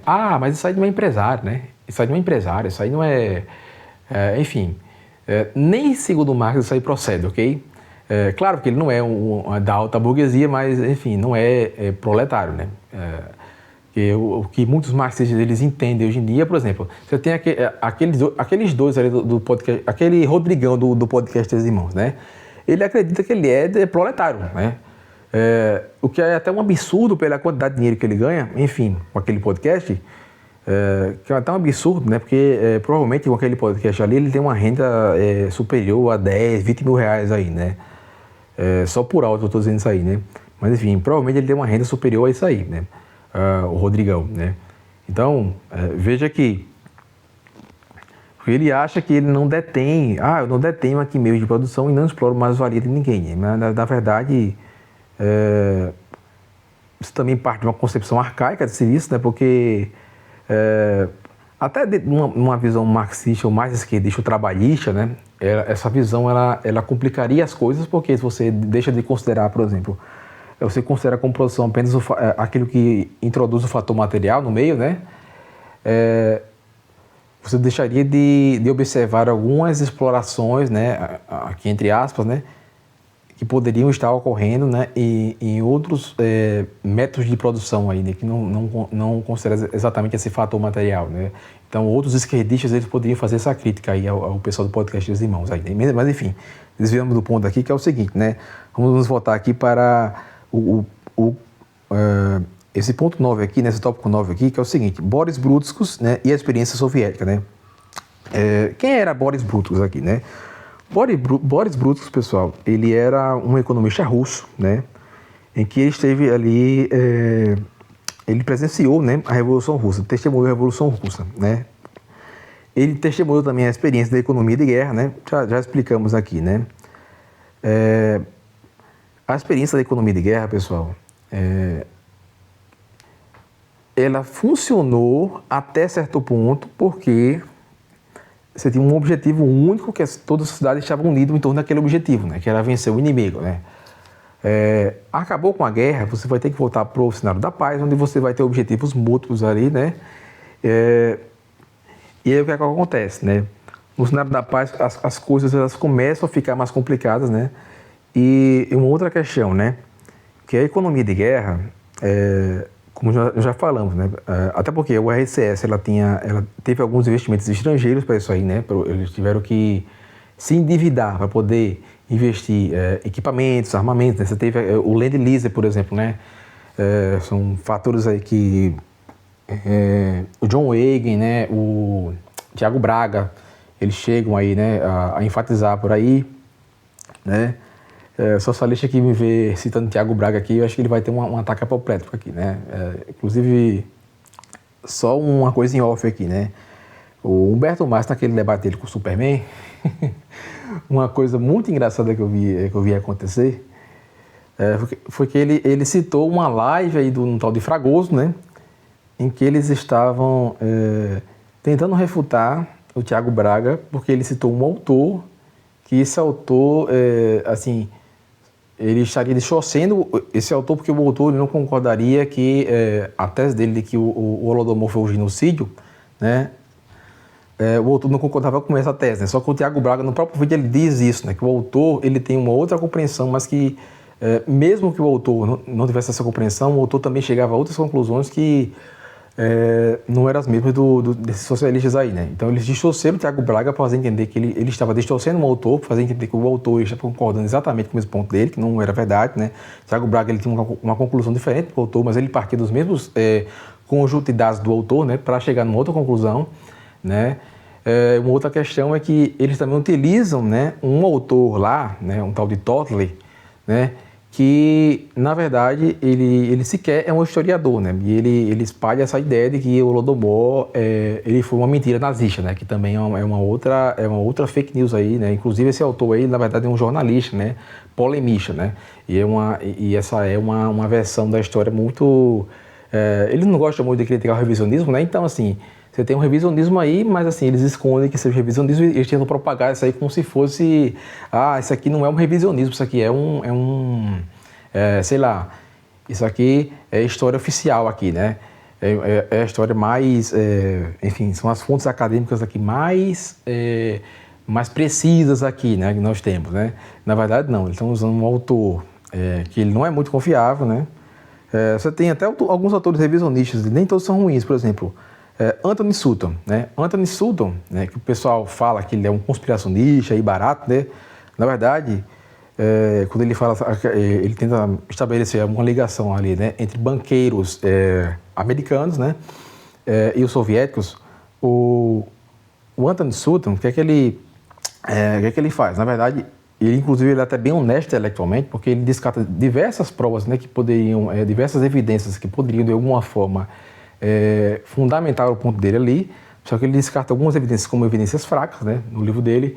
Outra coisa, eu já vi muitos falarem, né, que o Anthony Sutton, ele se utiliza de um método que ele primeiro ele já tem as conclusões e ele vai lá só para confirmar, né? É uma coisa que o Gustavo Machado ele fala, né, que é como se o autor já tivesse uma ideia na cabeça e ele quiser só usar os dados para confirmar aquela ideia, Na verdade é o contrário, porque o próprio autor, né, ele utiliza um método dialético, né, ele apresenta esse método, na metodologia, na introdução ali do seu livro, né, os primeiros capítulos ali na tese. Outra questão, né, enfim, um Antônio Sutton diferente do Totley, por exemplo, né, o Antônio Sutton, ele é até um acadêmico, né, aqui. Ele é até um acadêmico, assim, ele tem PhD lá em Oxford, se eu não me engano, né, universidade. Enfim. E aí, voltando aqui para onde nós estávamos, estamos aqui em Boris Bruticus, né, e tivemos essa metáfora aqui, né, o custo socialista, né, ela é uma ferida que não dói, né, porque justamente essa questão do custo de oportunidade, né, isso é uma metáfora muito boa, porque é o seguinte, como você não tem como avaliar o custo de oportunidade, né, você fica cego, né, você não sabe quais eram os usos melhores e piores de alguns recursos, né, quais eram os melhores usos alternativos, né, você não consegue entender o que é que você perdeu ao alocar recursos numa direção A, né, se você perdeu muito em relação a você alocar para uma direção B, por exemplo, né. Porque assim, em microeconomia, não sei se vocês já viram aí, né, inclusive uma coisa muito interessante, nós estamos aqui fazendo um curso de introdução à escola austríaca, veja, nós não estamos abordando aqui economia tradicional, né, uma economia heterodoxa, né, mas se vocês pegarem lá questões de microeconomia, de concurso, por exemplo, né, da FGV, de provas como a prova da ANPEC, por exemplo, né, você vai ver que tem muitas questões que vão trabalhar com o custo de oportunidade, né, e que você vai ter que calcular, por exemplo, se você tem se tanto de madeira custa tanto, né, e tanto de um outro recurso, por exemplo, de ferro custa tanto, né, em relação a você fazer tal coisa, qual vai ser o melhor custo de oportunidade? Você tem que calcular mais ou menos algumas coisas assim, né, quando você trabalha com questões de microeconomia, né. Tem várias questõezinhas assim de provas como a da ANPEC, você vai ter que fazer isso aí, né. Só que no socialismo, o que acontece, né? O custo socialista é uma ferida que não dói, como diz a metáfora aqui de Boris Bruticus, né? E no capitalismo, né, um erro, ele é muito perceptível quando acontece, né? Embora que, como nós já dissemos aqui, né, o preço ele não revela totalmente, né, tudo aqui, né? Obviamente que o preço não vai revelar tudo, mas nós temos uma forma muito mais limpa de você perceber esses desajustes aí na economia, né? A informação, embora ela não seja perfeita, né, você consegue perceber os rastros muito melhor do que numa sociedade de planejamento central aí, né? Você tem um exemplo muito simples disso aí, ocorreu na China, né? Embora que a China ela não seja exatamente um socialismo, né? Ela se aproxima até mais de um socialismo de mercado, alguns até falam em social-democracia aí, que são conceitos que nós não podemos confundir. Socialismo de mercado existiu, por exemplo, na Iugoslávia, né, que deu muito errado, inclusive, mas enfim, a China, inclusive, ela utiliza em microeconomia ali um modelinho varrosiano, né, mas assim, ocorreram algumas coisas aí na China. Por exemplo, você tem lá em Evergrande, né, muita gente fala dessa questão da criação de um monte de imóveis ali, né, um monte de casas ali, casas fantasmas na China. Foi criada uma quantidade muito grande de casas acima, né, do que era necessário ali para uma população morar, né, e houve um grande desperdício alocativo ali, né, um grande desperdício alocativo porque justamente houve uma dificuldade de você, embora que a China ela não seja exatamente ipsis literis, né, o socialismo como os marxistas eles queriam propor, né, ou nem exatamente como o socialismo de mercado ele queria fazer, né, mas que existe aqui alguns princípios socialistas de mercado, né, até porque você tem essa via varrosiana, né, embora que, por exemplo, em macroeconomia você parte ali agora de uma via mais keynesiana, né, que não deixa, né, de uma outra forma também de ser uma via com algum pé nos neoclássicos aí, porque o Keynes ele também tinha um alinhamento com isso aí, né? Mas, enfim, em macroeconomia, uma via mais keynesiana, em microeconomia, uma via mais varrosiana, né? Embora que não perfeita, mas, assim, baseado numa espécie de um modelo de equilíbrio geral ali, né? Que entenda o seguinte, né? O pessoal, o planejador central lá na China, ele não vai ser burro, né? Ele não vai aplicar uma pseudociência como o marxismo, que eles já tentaram, eles já tentaram a exaustão fazer essa questão, como já mostramos a vocês, calcular por varas de trabalho, tentar, sei lá, somar bens heterogêneos, sabendo que isso não dá certo, né? Enfim, ele já ciente desses problemas alocativos que aconteceram na União Soviética, né? E que, inclusive, isso criou também um mercado negro na União Soviética, mas já ciente desses problemas alocativos, né, que aconteceram lá na União Soviética, o que é que vai acontecer na China aí, né? Eles vão tentar adotar modelos aqui que originalmente eram muito mais associados à economia burguesa aqui, né, como o modelo warrosiano, né? E aí, assim, mas mesmo com tudo isso, o que acontece, né? Um Estado altamente intervencionista, ele também vai sofrer com o problema do cálculo econômico, não com a impossibilidade, né? Como eu já falei em outras oportunidades aqui, não exatamente com a impossibilidade, mas com a questão da dificuldade maior, né? E aí vamos ter alguns problemas alocativos, como essa questão do Evergrande, né? E aí alguns socialistas eles vão querer apontar, né? Mas no capitalismo também existe desperdício, existe isso, aquilo, né? Só que veja que nós não temos hoje em dia, né? Até onde eu saiba, não temos em nenhum país capitalista, pelo menos assim, onde haja o maior livre mercado aí do mundo, né? Um problema tão bizarro como esse que ocorreu na China. De você ter uma quantidade muito considerável ali de imóveis fantasmas, né? E não ter população para morar naqueles imóveis, né? Enfim, você tem um desperdício alocativo, porque assim, esse desperdício, ele não é, por exemplo, um desperdício no sentido de você, ir pela lógica da acumulação infinita, que seria assim, mais ou menos algumas críticas que alguns esquerdistas ou marxistas eles chegam a fazer ao capitalismo, inclusive hoje em dia, né? Não ocorreu pela questão da lógica da acumulação infinita ou coisas do tipo, né? Porque se fosse pensando na acumulação infinita, o empresário, né, um grande empresário, ele tenderia, né, qual seria a tendência? Ele tenderia ele só produziria casas para pessoas que quisessem efetivamente comprar aquelas casas, né? Ele teria que estimar antes quais pessoas, qual seria o seu público comprador, né? Ele teria pelo menos uma estimativa antes, ao invés de ele tentar investir muito dinheiro numa coisa que ele soubesse que não fosse dar um retorno esperado muito grande, né? Que se ele não tivesse nenhuma ideia de como seria esse retorno, não seria uma ideia muito boa, né? Mas enfim, então você tem essa questão, né? No capitalismo, o erro ele vai ser, o erro ele disciplina o empresário, né? Na verdade, no capitalismo, quanto mais ele quanto mais ele é desestatizado, né? Qualquer erro que um empresário ele comete, né, não importa se ele é um grande empresário, né, enfim, nós sabemos que os grandes empresários eles gostam, né, de se proteger com o governo, né, eles são os que mais gostam dessa questão de protecionismo, né, de leis antitruste, né, que foi o contrário, né, na história humana, pessoal. As leis antitruste, né, e tem até o autor marxista que fundamenta isso, por exemplo, o Gabriel Coco, né. Você tem outros autores aí como Dominique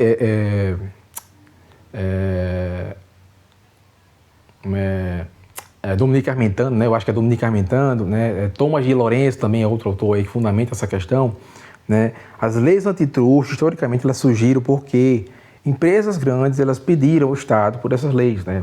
Não foram as empresas pequenas que se juntaram ali e imploraram para o Estado surgiu com essas leis. Até porque você pega aí alguns casos históricos como a Standard Oil, existia muito mais concorrência, o número da concorrência ela era muito maior na época da Standard Oil, quando não existia a lei antitruste, né? E o que acontece, né? Quando nós falamos aqui, né, que o erro, né, ele disciplina, né, você tem uma perda de capital, né? Quando o empresário no capitalismo ele erra, você tem ele é punido com uma perda de capital, né? E aí você também existe uma coisa boa, que é o seguinte, isso não dá vazão, por exemplo, àquilo que é chamado de malinvestment, né? Que é investimentos ruins, né? Investimentos que eles seriam nocivos à sociedade, né? Eles não crescem, né? Só que acontece, quando você tem o mecanismo está distorcido dessa forma, né? Os malinvestments eles crescem, né? Você tem investimentos que eles nunca deveriam ter existido, né? E eles acabam existindo, né? Como, por exemplo, essa questão na China, o problema lá de Evergrande, né?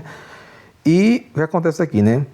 Outra coisa, né? No socialismo, o que acontece aqui, né? Você vai ter um prejuízo, só que assim, esse prejuízo, ele vai ser uma ferida que não dói, né? Como já dissemos aqui, né? Ele vai ser uma ferida que não dói, né? E aí, onde é que ele vai doer de fato aqui, né? Na população, né? Na população que vai sofrer com isso aqui, né? Então, novamente, né? Boris Brutkos, mesmo ele estando lá no contexto da União Soviética, ele percebeu, né? Como ele era um economista, né? Embora que provavelmente ele tinha influência marxista, né? Ali inicialmente, mas ele provavelmente já tinha estudado alguma coisa, né? Dos neoclássicos ali, né? E ele tinha pelo menos algum ferramental ali para entender, né, que o cálculo espécie ele é uma coisa que o pessoal está determinando praticamente de forma arbitrária, né? Já que você não tinha como determinar o valor tabrário ex ante, né?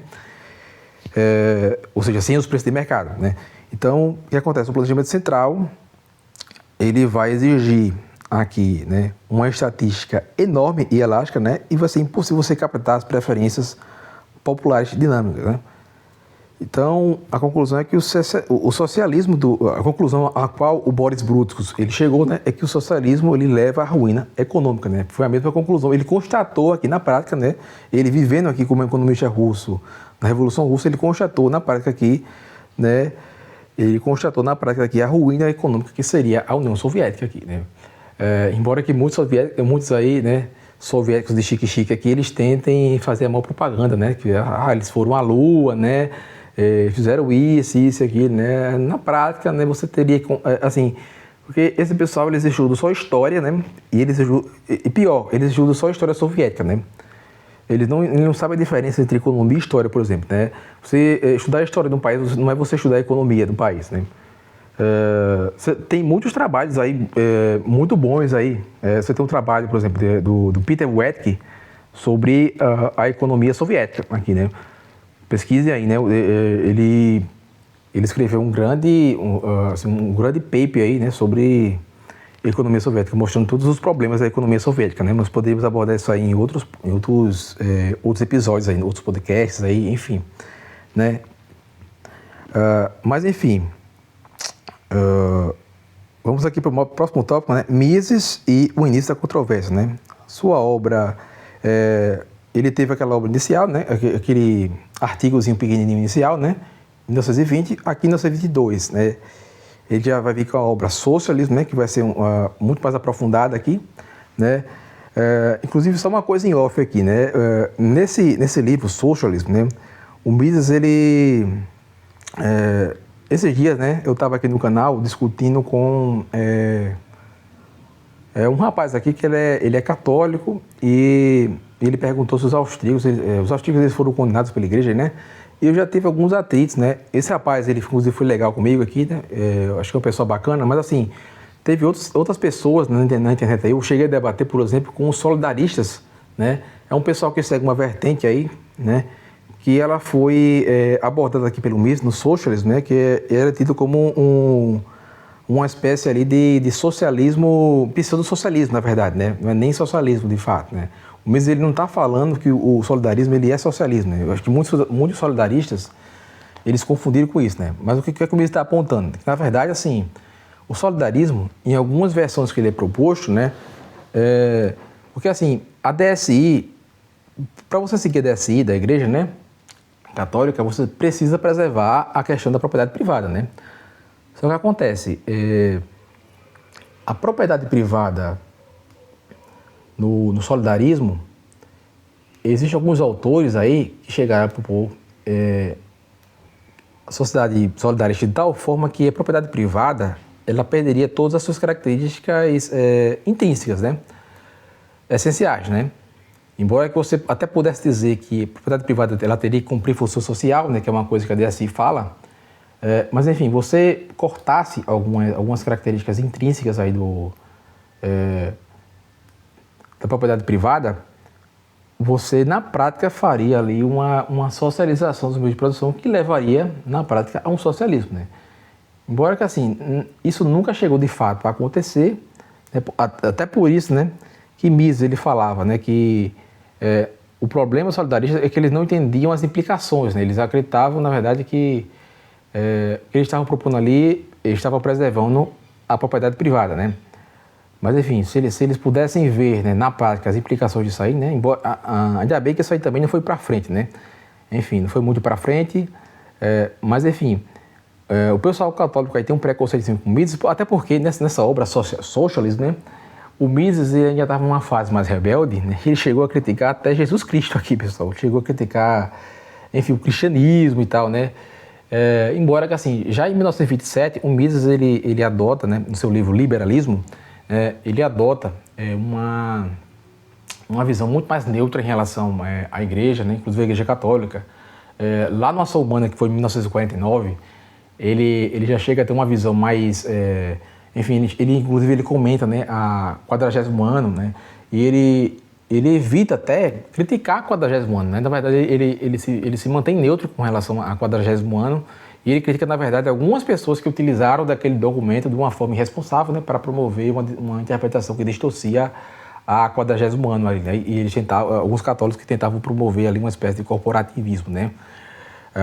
Então, assim, o Mises, muitos católicos, né, eu cheguei a ver, inclusive, isso lá no site do Carlos Nogueira, né, Estudos Tomistas, né? Uma grande difamação ali ao Mises, né? Porque tem um texto de um autor lá que ele está condenando o Thomas Woods, né, que é o autor daquele livro, né?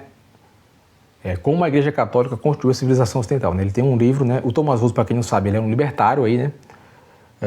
Ele é filiado ao Instituto Mises Brasil aí, né? Eles estavam criticando ali, né, acidamente o Thomas Woods porque ele era filiado ao Mises Brasil, sendo Mises ali um anticatólico, etc, né? Só que na verdade o que acontece, né? Aquele texto ignora totalmente que o Mises ele mudou muito de posição ao longo dos anos, né? E foi adotando uma posição muito mais neutra com relação à igreja, porque ali naqueles primeiros anos o Mises ele estava até um pouquinho alinhado com a tradição iluminista, né? E nos próximos anos, não, ele está mais alinhado com uma tradição de liberalismo, que eu diria que ele está mais próximo da tradição norte-americana, né? Que, inclusive, enfim, a tradição norte-americana, você tem um costume, assim, por exemplo, de abordar, diferente do iluminismo, né? Muitos autores chegaram a abordar questões, né, como autores tomistas, né? Chegaram a abordar questões como direito natural também, né? Enfim... Você tem todo um paradigma que é diferente, né? Não à toa, né? Até alguns conservadores, como Edmund Burke, eles chegaram a elogiar a Revolução Americana, né? Embora que, assim, quantidade de mortos, né? Vamos aqui fazer o meia-culpa, né? Porque muitas pessoas chegam a falar que porque a Revolução Francesa ela era muito intolerante e teve muitos mortos aí, né? A Revolução Americana também foi muito sangrenta, pessoal, né? Enfim, não vamos... Porque, assim... Existem algumas figurinhas ali no direita, por exemplo, o professor Marcelo Andrade, que ele faz um bicho-papão muito grande da Revolução Francesa em relação à americana, porque é como se a Revolução Americana ela tivesse sido só flores, mas também não foi só isso, né? Mas, enfim, o Mises ele vai flertar um pouco mais na fase madura com um liberalismo de tipo mais falibilista também, inclusive, né? Que inclusive também vai ser um paradigma mais adotado aqui pelo Hayek, né? Uma visão mais restrita de mundo, né? Pegamos aqui a distinção do Thomas Sowell, né? A distinção entre a visão restrita e irrestrita de mundo, né? Que na verdade, em outras linguagens o pessoal vai chamar essa divisão, a visão restrita, a visão falibilista, né? Que é muito diferente do liberalismo que foi adotado ali na Revolução Francesa, inclusive, né? Com relação à liberdade, né? Existem algumas confusões que os católicos eles geralmente fazem por aí, né? Que por exemplo, o Mises e os liberais mais contemporâneos aí, né? Eles têm uma ideia de liberdade como mais a liberdade negativa do que a positiva, né? A liberdade antes para eles, para os liberais, era a liberdade de fazer alguma coisa, né? Então era a liberdade em sentido positivo, na verdade, né? E essa ideia da liberdade negativa, na verdade, não era você promover aquele ato, né? Inclusive, você poderia até considerar determinados atos como imorais, por exemplo, né? Você tem, por exemplo, o Rothbard mesmo, ele considera algumas coisas, por exemplo, drogas, né? Enfim, drogas ou prostituição, ele considera aquilo como imoral, né? Por exemplo, né? Mas, ao mesmo tempo, ele considera também, né? Ele considera que é errado o Estado tentar interferir nisso aí, né? que aquilo pode ser errado do ponto de vista moral, né? Mas não do ponto de vista, não era obrigatório que aquilo fosse errado do ponto de vista legal, né? A não ser que houvesse um acordo para aquela sociedade específica ali, né? Entre os membros daquela sociedade para que aquilo fosse tido como uma coisa que pudesse ser, digamos, reprimido, né? Mas aí, a priori, aquilo não seria uma coisa, você não poderia tomar aquilo como uma coisa ilegal, né? Mas enfim, e aí você tem essa questão, né? Vamos aqui voltar para o que nós estávamos falando aqui da obra Socialism, né? Então é isso, né? Nesse livro, o Mises ele estabelece essa definição de socialismo. É importante nós falarmos também que muitos autores eles tentaram, foi feita uma discussão, né? Você tentar estabelecer uma definição que ela fosse comum para todos os socialismos aí, né? E aí seria essa definição que é a propriedade comum. Socialismo seria você socializar todos os meios de produção, né? Uma socialização completa e não meramente parcial, né? Você teria a socialização completa dos meios de produção aí, né? Só que aí tem alguns pontos aí, né? Muitos podem até achar que o Mises ele considerou um socialismo próprio, alguma coisa assim, só que assim, essa definição, primeiro, que ela era mais adotada pela maioria dos autores daquela época, né? Essa é uma definição também que está em convergência com o que é a proposta do socialismo marxista aqui, né? O socialismo marxista ele quer abolir totalmente a propriedade privada aqui também, né? Então, sim, inclusive também isso aqui se alinha também com aquilo que o pessoal chama de socialismo de mercado, pelo menos na maioria das propostas, porque o socialismo de mercado ele nega a implicação de que a socialização completa dos meios de produção ela levaria a você acabar totalmente com os mercados ou o sistema de preços, né? Mas os marxistas eles concordam com essa implicação. Na verdade, esse é o objetivo deles, né? Ao socializar os meios de produção, né? Esse é o objetivo deles, né? Já o socialismo de mercado, né? E nisso até ocorreu uma coisa até interessante e ao mesmo tempo esquisita, que foi você teve o Hayek, por exemplo, né? Ele percebeu isso aí, o Mises também percebeu isso aí até certo ponto, e foi o seguinte, né, que eles começaram a perceber que eles estavam até certo ponto bem alinhados ali com os neoclássicos, bem alinhados com o mainstream da economia, né. Os austríacos eles nem se achavam assim tão distantes do mainstream, mas, de certo ponto, eles começaram a ver que os neoclássicos eles estavam se usando os mesmos princípios, né, que os próprios austríacos para dizer que o socialismo ele poderia ser possível de alguma forma se você respeitasse a questão da similitude formal. Então veja que até certo ponto o Hayek ele começou a se questionar como é que nós, partindo dos mesmos pressupostos, nós estamos chegando a conclusões diferentes aqui. O que é que está... parece que está havendo aqui um problema de comunicação, né? Aqui. Como é que nós estamos chegando a conclusões diferentes em relação a um mesmo fato aqui, por exemplo, né? O que é que está nos levando, né, a ter essas conclusões aí diferentes, né? O que é que está acontecendo aqui, né? Então, o Hayek ele se vê meio nessa dúvida aí, né? Por que partindo de vários pressupostos epistemológicos, inclusive, né, e até metodológicos bastante parecidos e convergentes, né? Mas, num certo ponto ali, os neoclássicos eles acreditavam que, caso você respeitasse a questão da similitude formal, você poderia propor formas de socialismo que você teria preços parecidos com os preços de mercado, né? Você tem alguns autores aí, como Oscar Lange, ele propõe preços paramétricos, e uma outra questão é que ele diz que o Estado ele atuaria ali mais ou menos como uma espécie de leiloeiro, né? Walrasiano. Leiloeiro Walrasiano, né? Então, enfim... E aí nós tivemos esse argumento clássico aqui do Mises, né? Sem propriedade, sem mercado, sem preço, né? E, novamente, nós vamos chegar na conclusão de que nós não vamos ter cálculo econômico com isso, né? Se você abolir os preços. Só que assim, por que acontece isso aí, né? Porque, como nós já falamos, a questão do custo de oportunidade, né? Depois de você avaliar os usos alternativos de recursos escassos, né? Você não consegue comparar as alternativas produtivas, você não tem preço de mercado, né? Não é que preço de mercado, veja, não é que isso aí é a única, assim, seria a única forma possível exatamente de fazer isso, né? Mas é a única forma que a humanidade encontrou até hoje de você poder fazer isso, pelo menos em grande escala, entende? como nós já falamos, em uma sociedade simples ali, que não fosse muito complexa, né? Isso até seria possível você fazer essa comparação, né, dos usos alternativos de recursos escassos, uma sociedade ali simples de, sei lá, um sítiozinho simples, né, que o pessoal produzisse apenas para subsistência própria ali, né.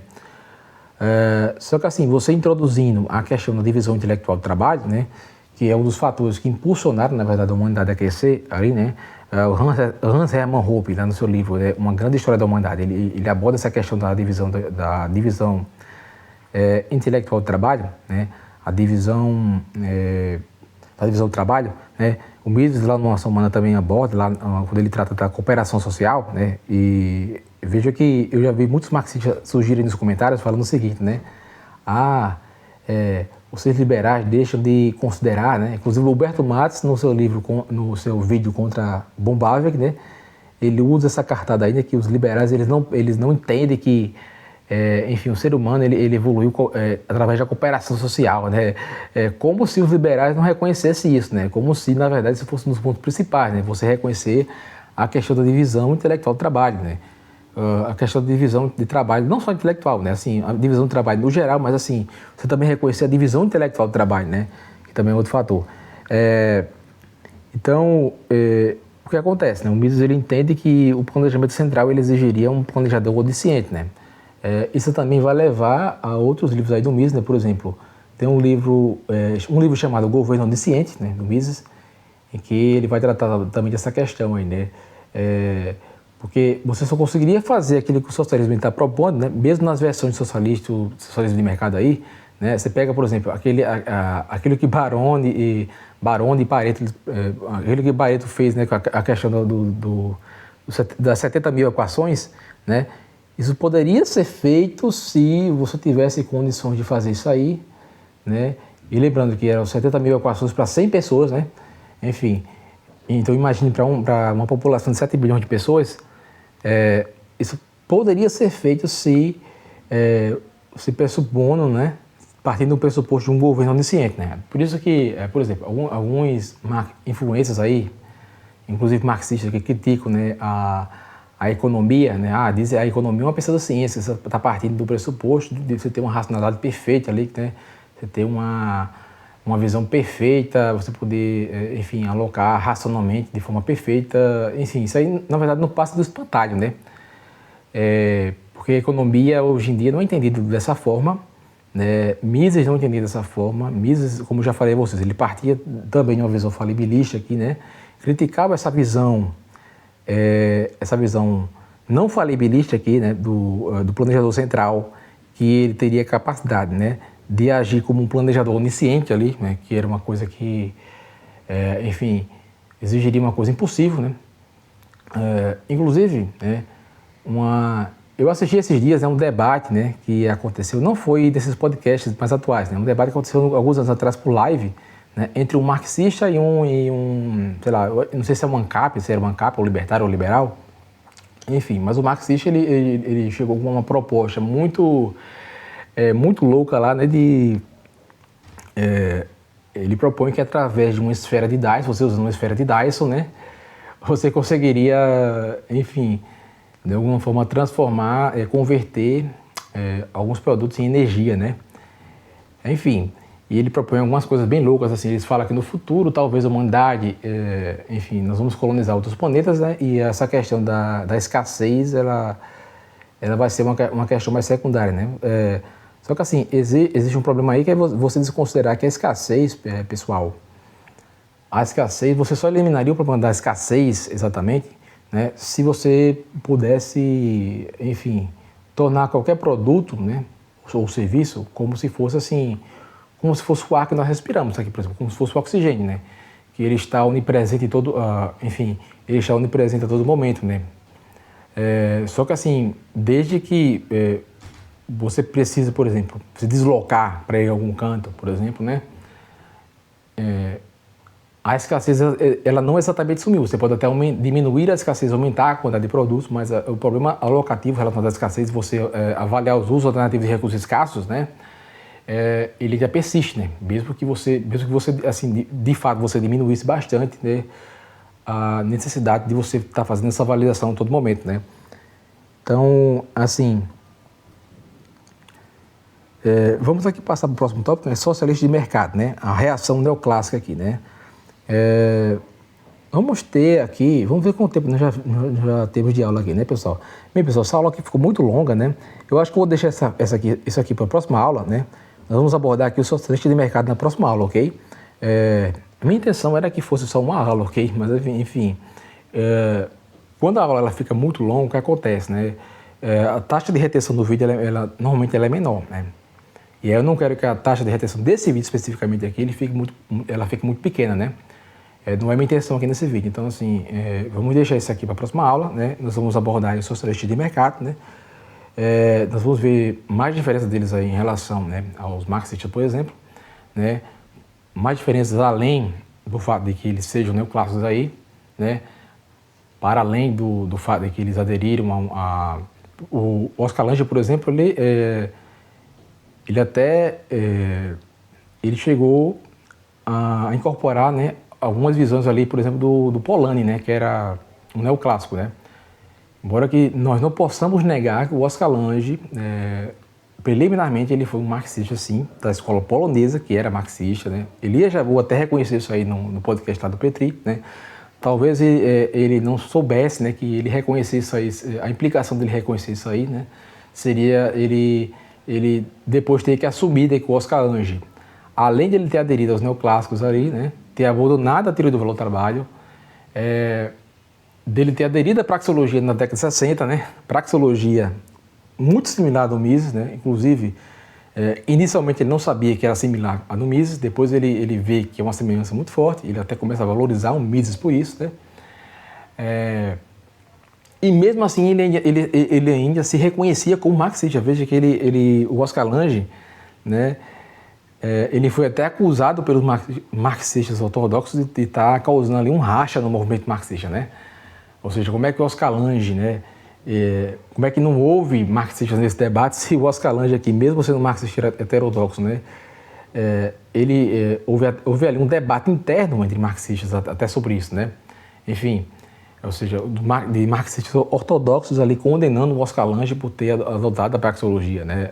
Tanto o Oscar Lange como também outros autores aí, outros marxistas como Ronald Mick, por exemplo, né? Ele vai na onda do Oscar Lange também aí, né?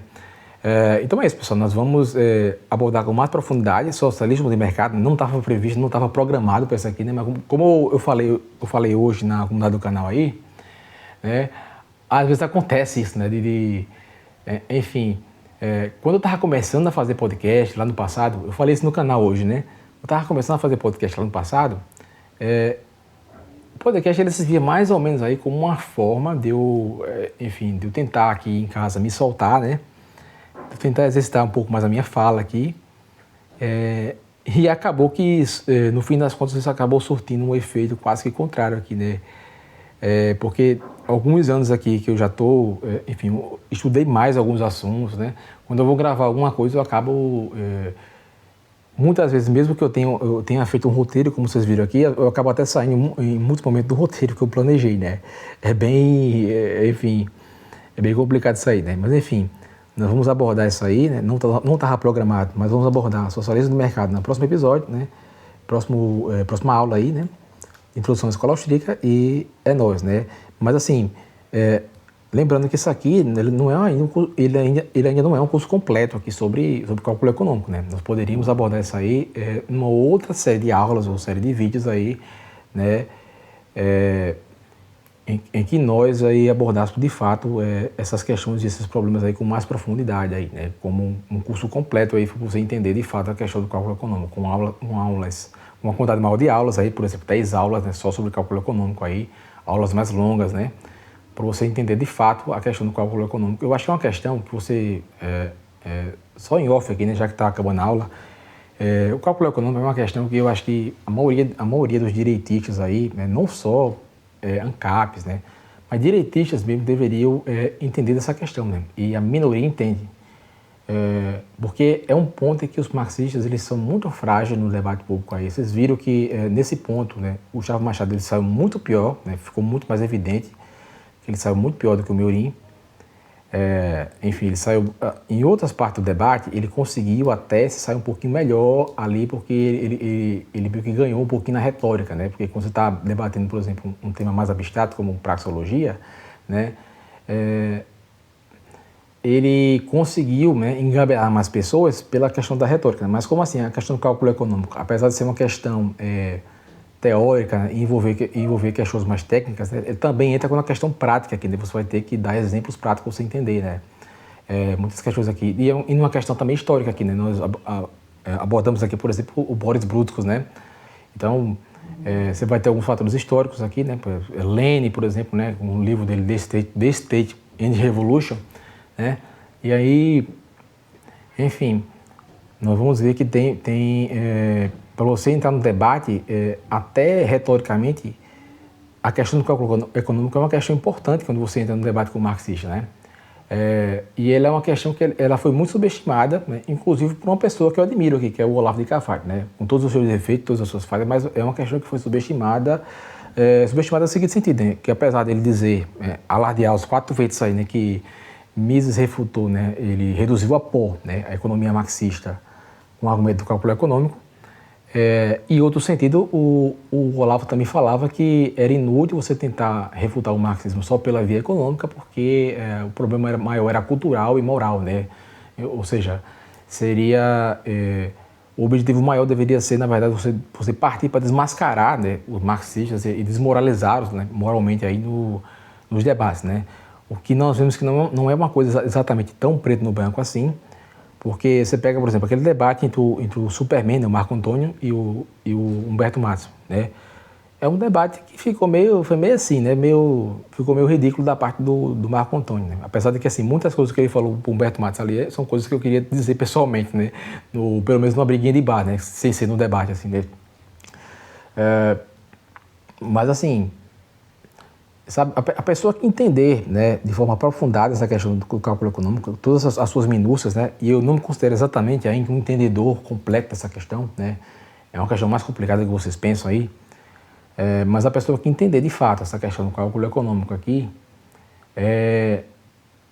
essa pessoa ela vai ter muito mais condições de entrar aqui no debate contra marxistas, aqui, porque marxistas desconhecem muita coisa aqui, muita coisa que foi tentada, né? Muitos autores, muitos argumentos aqui, enfim, eles desconhecem muita coisa mesmo, né? Marxistas não sabem nem que, por exemplo, socialistas adotaram praxeologia, né? Gustavo Machado não sabia nem disso, né? O Miorim, quando falou isso para ele no debate, o Gustavo ficou até surpreso, porque ele achava que a praxeologia, né, a intenção da visão econômica de Mises ali era feita ali, né, ele utilizou mais ou menos uma hermenêutica da suspeita ali, né, para mais ou menos tentar inferir que o Mises ele tem uma intenção ali por trás, né, porque ele sempre tenta utilizar isso aí como se fosse assim, né, eles sempre utilizam marxistas do conceito de fetichismo para tentar entender para além da aparência fenomênica, né, os marxistas sempre falam assim, né, e aí ele entendia que o Mises ele utilizava essa economia dele, né, que ele já tinha como princípio justificar o capitalismo. Ele não sabia que marxistas tentaram utilizar parte da economia dele para justificar, na verdade, o oposto, o socialismo, né? Enfim, é isso aí, pessoal, né? Nós ficamos por aqui, pelo menos hoje, né? E eu espero que nós possamos fazer digressões mais produtivas na próxima aula aqui, que será sobre socialistas de mercado, né? E depois dessa aula sobre socialistas de mercado, né, concluindo essa parte do cálculo econômico, nós vamos entrar na questão da teoria dos ciclos econômicos, né? Que é uma outra questão fundamental que eu acho que, por exemplo, um liberal, conservador, direitista qualquer hoje em dia também, deveria ter os argumentos, né, da questão dos ciclos econômicos, né, na ponta da língua para poder argumentar, por exemplo, contra keynesianos, contra intervencionistas de várias qualidades aí, né, e etc, né. Porque é isso, pessoal, o pessoal da direita entende muito pouco de economia, o pessoal quer focar mais na pauta moral e na pauta ética, né, não vejo nenhum problema nisso aí, mas eu vejo que também é um costume dos ANCAPs aqui, né, a maioria deles estuda mais obras como A Ética da Liberdade, mais algumas obras sobre a ética argumentativa também do Hans Hoppe, aí, por exemplo, né? Eles deixam de avaliar algumas obras aí, por exemplo, o Bombavec, ele tem obras aí de economia, né, como Capital e Juros, né? Você tem o Karl Marx, On the Close of His System, né, que é uma das obras aí que ele aponta a contração fundamental do sistema marxiano ali, né? Inclusive, essa obra aqui do Mises, o Socialism, né, é a obra onde ele chega a fechar o ciclo da refutação teórica a Marx aqui, né? Nesse livro, exatamente, né? Que é uma refutação iniciada por Eugène Boisvert lá no seu Karl Marx, On the Close of His System, né? Que na verdade não iniciou exatamente desse aí, né? Mas assim, é mais ou menos nesse aí que ele fecha ali um ponto, né? E o Mises ele vai fechar um outro ponto que vai ser o ataque definitivo, né? Que vai fazer ruir todo o edifício marxista aqui, né? Pelo menos, né, economicamente falando. Aqui. Mas é óbvio que, assim, para além da crítica econômica, também é importante você fazer a crítica metafísica, né? A crítica moral, etc. Mas, assim, eu vejo que o pessoal subestima muito a parte econômica, né? Subestima muito, acha que você apontar o problema econômico do marxismo, ele não contribua exatamente com isso, né? Como você desmoralizar o comunista, por exemplo, no debate, né? E eu acho que não é exatamente assim que a banda toca, né? Porque quando você propõe, quando você realmente consegue passar para o público leigo, né, essa questão, os problemas fundamentais dessa questão do cálculo econômico, eles percebem, né? Que realmente aquilo cai em alguns problemas, né? Enfim. E é isso aí, pessoal. Nós paramos por aqui, pelo menos hoje, né? E vamos continuar nas próximas aulas aí.